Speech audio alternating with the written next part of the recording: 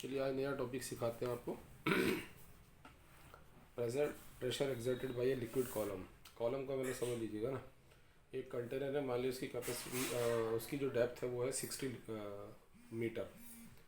उसमें आपने 40 मीटर तक पानी भर दिया या कोई लिक्विड भर दिया, तो 40 मीटर को नाम करेंगे लिक्विड कॉलम। उसके ऊपर 20 मीटर खाली है, तो खाली का मतलब ये नहीं कुछ है नहीं, वहाँ एयर है, तो उसको कहेंगे 20 मीटर जो है एयर कॉलम है।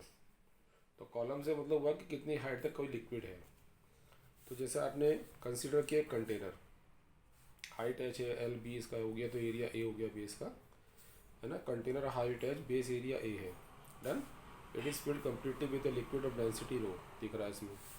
अब बेस पर ही कहते हैं force acting normally at the point on a base. Base के किसी पॉइंट पर जो नॉर्मल फोर्स लग रहा होगा वेट ऑफ लिक्विड के इक्वल होगा, ऑब्वियस है, ऐसे वेट पड़ रहा होगा इस पर, नहीं।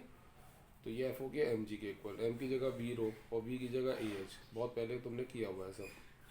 प्रेशर अगर पी है तो obviously P is equal to F upon A होता, ए से कैंसिल लिया जा रहा है, ठीक है ना। फार्मूला तो हम पहले भी यूज़ कर चुके हैं। Pressure of liquid eight a point depends upon height of liquid column, ठीक है ना, अबव द पॉइंट की हाइट उसकी कितनी है उस पॉइंट के ऊपर, हाइट पे डिपेंड करेगा। फिर डेंसिटी पे डिपेंड करेगा लिक्विड की, ठीक है ना। टेम्परेचर पे डिपेंड करेगा, एक्चुअल में टेम्परेचर से ज़्यादा डेंसिटी बदल जाती है। तो हालांकि इसमें वो पॉइंट आ गया था, लेकिन फिर भी डिफरेंट लिख दो। और एक बात और देखो, जैसे ये 4 पॉइंट मैंने दिखा रखे हैं, ये चारों पॉइंट ना एक ही लेवल पर हैं, यानी इनकी डेप्थ ऊपर से सेम है। तो pressure at different points will be equal if points are same depth, यानी same level but in different position. Position भले अलग अलग हो बट उनकी जो डेप्थ है वो इक्वल हो, तो ऑब्वियसली प्रेशर सब पर सेम होगा, ठीक है। तो ये फार्मूला हमने पढ़ा हुआ। अब effect of gravity on liquid pressure, कि ग्रेविटी का क्या फ़र्क पड़ेगा लिक्विड के प्रेशर पर, ठीक है ना। तो ये देखो, एक लिक्विड किसी कंटेनर में आपने लिया हुआ है, ठीक, और इसमें तुमने ना एक ये एलिमेंट एज्यूम कर लिया, लिक्विड एलिमेंट मान लीजिएगा, सिलेंड्रिकल एलिमेंट है, इसकी जो हाइट है वो एच ले ली, ठीक है। ये लिक्विड की फ्री सरफेस, टॉप सरफेस को नाम करते हैं, जिसके ऊपर एयर आ जाती है।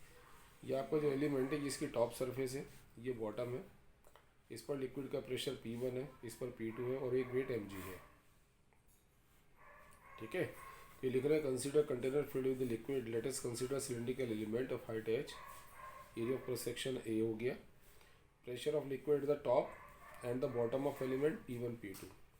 फोर्स एक्टिंग क्या हो गया टॉप पर, F1 is equal to P1 है और बॉटम पर P2 है, ये डाउनवर्ड है अपवर्ड है। अब लिक्विड आपका जो है वो इक्विलिब्रियम में है, दैट फोर जीरो होगा।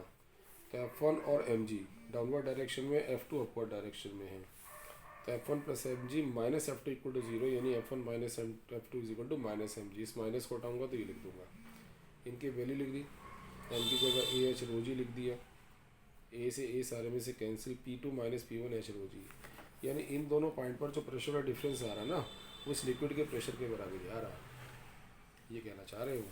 अब वो कहते हैं जो टॉप सरफेस है, अगर मैं इसको फ्री सरफेस पर एज्यूम कर लूँ सबसे ऊपर, ठीक है ना, ये दिखा रखा है मैंने डायग्राम में इस तरीके से। तो यहाँ जो प्रेशर था ना जिसको तुमने P1 लिखा था, वो ATM हो जाएगा, यानी एटमॉस्फेरिक प्रेशर होगा, और फिर P2 को P लिख दो। तो फार्मूला आपका क्या बन जाएगा, देखो लिख रहा हूँ ना, P1 is equal to PATM, P2 is equal to P, तो P minus PATM is equal to H rho G, P is equal to ATM plus H rho G, यानी इस पॉइंट पर जो प्रेशर होगा एटमॉस्फेरिक प्रेशर में H rho G यानी liquid का pressure जुड़ जाएगा। और बच्चों ये जो प्रेशर है ना, ये टोटल प्रेशर है। अगर मैं आपसे कहता हूँ इस पॉइंट पर लिक्विड का कितना प्रेशर है, तब तो यही आएगा एच रो जी, बट मैं कहूँगा ना इस पर टोटल प्रेशर कितना, तो लिक्विड के प्रेशर के साथ ये प्रेशर जुड़ेगा, और इसको नाम करते हैं हम लोग एब्सोल्यूट प्रेशर। इसको मैं आगे समझा रहा हूँ आपको, देखो एब्सोल्यूट प्रेशर ये लिखा है आगे, देखिएगा, P is equal to PATM plus H rho G, that is pressure at a point is equal to the sum of atmospheric pressure and pressure of liquid column. This pressure is named as absolute pressure. अब आप दोबारा देखो, P minus PATM is equal to H rho G होगा, यहीं से देखो ना, इसको इधर ले आया मैं, तो ये एब्सोल्यूट में से एटमॉस्फेरिक प्रेशर को माइनस करने के बाद जो बचता है ना, कुछ भी बचे, difference of absolute and atmospheric pressure at a point named as gauge pressure इसे कहते हैं। और गेज प्रेशर अगर पॉजिटिव है तो इसका मतलब एब्सोल्यूट जो है ATM से ज़्यादा है, और गेज प्रेशर अगर नेगेटिव है तो एब्सोल्यूट जो है ATM से कम है। अब अगली बात देखो कि तुमने देखा P1 minus P2 is equal to H rho G है, अब अगर मैं ग्रेविटी इग्नोर करूँ, ग्रेविटी इग्नोर मीन्स जी को जीरो एज्यूम कर लो, है ही नहीं साहब, तो P1 minus P2 equal to zero आएगा, नहीं आएगा, इससे P1 इक्वल टू P2 आएगा। इसका मतलब कि it means if gravity is ignored then pressure at each point of liquid at rest be equal, हर पॉइंट पर एक से आ जाएगा, and which is Pascal law. Pascal law भी ये था कि लिक्विड के जो तुमने दो ये सिलिंड्रिकल एलिमेंट लिए थे, यहाँ पर P1 प्रेशर लिया था, यहाँ पर P2 लिया था, तो कह रहे ग्रेविटी को अगर इग्नोर करोगे तो दोनों इक्वल आएंगे। ये ऑब्वियस ही बात है। जैसे एक छोटा सा क्वेश्चन ये आपके सामने है कि right the formula for absolute pressure, liquid pressure and gauge pressure at point Q। ठीक है, इस पॉइंट पर एब्सोल्यूट प्रेशर होगा लिक्विड प्रेशर प्लस ऊपर से जो एटमॉस्फेरिक पड़ रहा होगा, देखो ये रहा। फिर का प्रेशर ऑफ लिक्विड कॉलम वो HNO केवल लिक्विड का, और गेज प्रेशर है तो एब्सोल्यूट में से ATM को माइनस करो, जो बचेगा वो गेज होगा। तो व्हाट इज एटमॉस्फेरिक प्रेशर, है ना, उसको कैसे मेजर कर सकते हैं। हमें मालूम है that atmosphere is an envelope of large number of gases and the pressure exerted by the atmosphere और एयर ऑफ एटमॉस्फेयर एक ही बात है at a point of the surface of earth is atmospheric pressure. ये तो एक definition हुई, find कैसे करेंगे। Atmospheric pressure at a point on the surface of earth is equal to the force exerted by air column per unit area around the point, है ना, on the surface of अर्थ। ये रहा air column, जैसे ये अर्थ है ना, यहाँ तक एटमॉस्फेयर है, तो यहाँ से लेके यहाँ तक ये एयर कॉलम है। ये यूनिट एरिया पे जो फोर्स लगाएगी उसको नाम कर देंगे हम एटमॉस्फेरिक प्रेशर। अब एटमॉस्फेरिक प्रेशर को मेज़र करते हैं बैरोमीटर की हेल्प से। उस बैरोमीटर में मरकरी यूज़ करते हैं, इसलिए इसको मरकरी बैरोमीटर भी कहते हैं।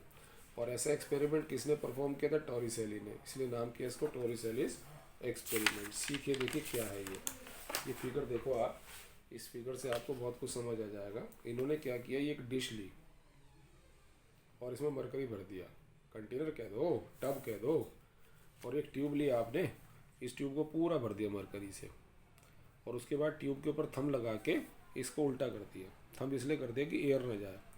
ये ऐसे इन्वर्टेड ट्यूब रखी हुई है, यानी ये अलग है, ये अलग है। ये तो एक कंटेनर हो गया जिसमें पहले तुमने मरकरी भरा हुआ, ये ट्यूब को पूरा भरने के बाद इन्वर्ट किया। अब जब इन्वर्ट करते हो तो थोड़ा सा मरकरी नीचे आता है, तो ये जगह खाली रह जाती है बच्चों। और भूल कर भी ये नहीं कहना कि यहाँ पर एयर है, क्योंकि आपने एयर तो निकाल ही दी थी सारा मरकरी भर के, ये जगह खाली है और इसको कहते हैं वैक्यूम। और क्योंकि टॉरिसेली एक्सपेरिमेंट है तो इसलिए उसका नाम किया टॉरिसेली वैक्यूम। ओके, यहाँ तक आ गया। अब आप एक बात नोटिस करो कि इस पॉइंट पर अगर कोई प्रेशर मेरे से पूछे तो मैं ये कहूँगा एटमॉस्फेरिक प्रेशर है, यहाँ पर भी। और बी पॉइंट, ये जो डी पॉइंट है ना, ये ट्यूब के अंदर है बट इसी के लेवल में है। और हमें मालूम है सेम लेवल पे जो पॉइंट्स होते हैं उनके सबके प्रेशर इक्वल होते हैं, क्योंकि अगर इस पॉइंट पर प्रेशर ना बाहर से ज़्यादा था तो इधर से मरकरी बाहर जाता, यानी लेवल डाउन जाता। और अगर यहाँ प्रेशर कम था, यहाँ ज़्यादा था, तो यहाँ से मरकरी ऊपर चढ़ता। तो मरकरी अगर रुक गया, ये इक्विलिब्रियम में आ गया, तो वो तभी जब यहाँ प्रेशर इसके इक्वल आया तो क्या लिखा, when mercury falls down in glass tube and comes in equilibrium then space above the point A will be free space named as Torricelli vacuum.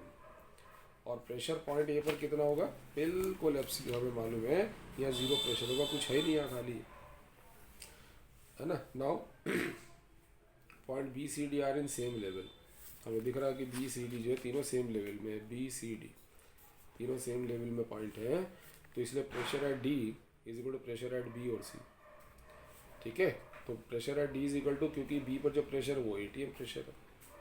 अब डी पर प्रेशर क्या होगा, ए का प्रेशर प्लस HNO(G), क्योंकि जो डी पर pressure आ रहा है वो ए का प्रेशर प्लस ये HNO(G) आ रहा है। ठीक है साहब, है ना, इज इक्वल टू ATM। ये वाला प्रेशर जीरो है तो आ गई ना एटमॉस्फेरिक प्रेशर HNO(G). हमें क्या करना है, मरकरी की हाइट को मेज़र कर लेना, डेंसिटी पता ही रखेंगे, एटमॉस्फेरिक प्रेशर आ जाएगा। और जनरली नॉर्मल टेम्परेचर पर ये हाइट जो है 76 सेंटीमीटर आती है या 760 mm। अब मैं ऐसा नहीं कह रहा हूँ कि हमेशा इतनी आएगी, अगर इससे ज़्यादा होगी तो उन दिनों उस टाइम पर वो एटमॉस्फेरिक प्रेशर उतना ही होगा, बट नॉर्मल टेम्परेचर पर वो इतना होगा। ठीक है, और हम कहेंगे कि अगर हाइट हमें 76 से ज़्यादा मिल रही है तो हम कहेंगे जो इस समय प्रेशर है आज की तारीख में वो एटमॉस्फेरिक प्रेशर से ज़्यादा है। ये हमारी यहाँ पर थीम रहेगी।